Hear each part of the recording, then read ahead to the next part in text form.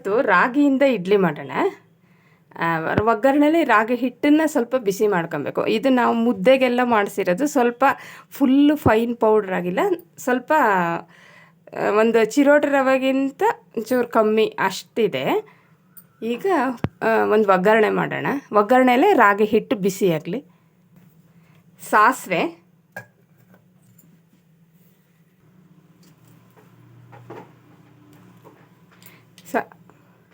ಸಾಸಿವೆ ಸಿಡಿಯುತ್ತೆ. ಕಡಲೆಬೇಳೆ, ಉದ್ದಿನಬೇಳೆ, ಒಂದು ಚಿಕ್ಕ ಬೌಲಷ್ಟು ರಾಗಿ ಹಿಟ್ಟು. ಇದು ನೋಡಿ ಇಷ್ಟೇ, ಸ್ವಲ್ಪ ಈ ಥರ ರವೆ ಥರ ಇದೆ. ಅಂದರೆ ಮುದ್ದೆಗೆ ಅಂತ ನಾವು ಮನೆಯಲ್ಲೇ ಮಾಡಿಸಿರೋದು. ಸ್ವಲ್ಪ ಬಿಸಿ ಆದರೆ ಸಾಕು. ಹಿಟ್ಟು ಹಂಗಲ್ವಾ, ಅದೇನು ಚೆನ್ನಾಗಿ ಬೇಯಬೇಕು ಅಂತಿಲ್ಲ.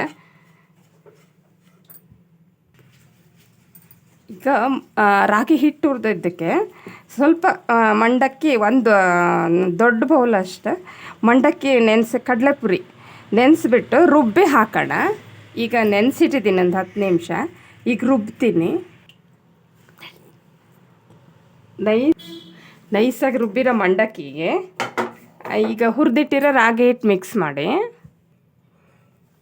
ಈಗ ಕೊತ್ತಂಬರಿ, ಸ್ವಲ್ಪ ಸಣ್ಣದಾಗಿ ಹೆಚ್ಚಿರೋ ಶುಂಠಿ, ಕರಿಬೇವು, ಹಸಿಮೆಣಸು ಈಗ ಚೆನ್ನಾಗಿ ಮಿಕ್ಸ್ ಮಾಡೋಣ. ಇದಕ್ಕೆ ನೆನೆಸಿಟ್ಟಿರೋ ಸಬ್ಬಕ್ಕಿ,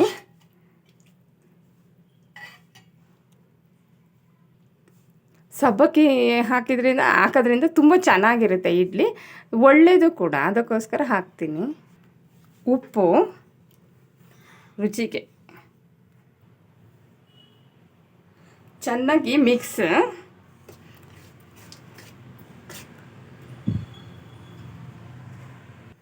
ಸ್ವಲ್ಪ 2 ಸ್ಪೂನಷ್ಟು ಹುಳಿ ಮೊಸರು. ಚೆನ್ನಾಗಿ ಹುಳಿ ಇದ್ದರೆ ಏನೂ ತೊಂದರೆ ಇಲ್ಲ.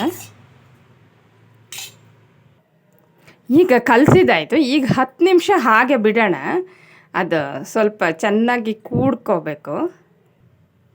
ಈಗ ಇಡ್ಲಿ ಪ್ಲೇಟಿಗೆ 1 ಸ್ಪೂನಷ್ಟು ಎಣ್ಣೆ, 1 ಸ್ಪೂನ್ ಏನು ಬೇಡ, ಎಲ್ಲದರಿಂದ 1 ಸ್ಪೂನ್ ಸಾಕು, ಹಚ್ಚಿಬಿಟ್ಟು ಇಡ್ಲಿ ಮಾಡೋಣ.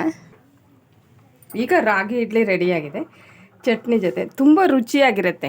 ಏನಂದರೆ ಹಿಟ್ಟು ಆಗಿರೋದ್ರಿಂದ ಸ್ವಲ್ಪ ಸಾಫ್ಟ್ ಅನಿಸುತ್ತೆ.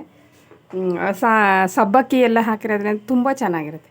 ನೀವೊಮ್ಮೆ ಈ ಥರ ಇಡ್ಲಿ ಮಾಡಿ ಟ್ರೈ ಮಾಡಿ ನೋಡಿ. ತುಂಬ ಒಳ್ಳೆಯದು ಕೂಡ. ಡಯಾಬಿಟಿಕ್ ಇರೋರಿಗೆಲ್ಲ ಇನ್ನೊಂದು ಇಡ್ಲಿ ಮಾಡೋಕ್ಕಿಂತ ಮಾಡ್ಬೋದು. Thank you.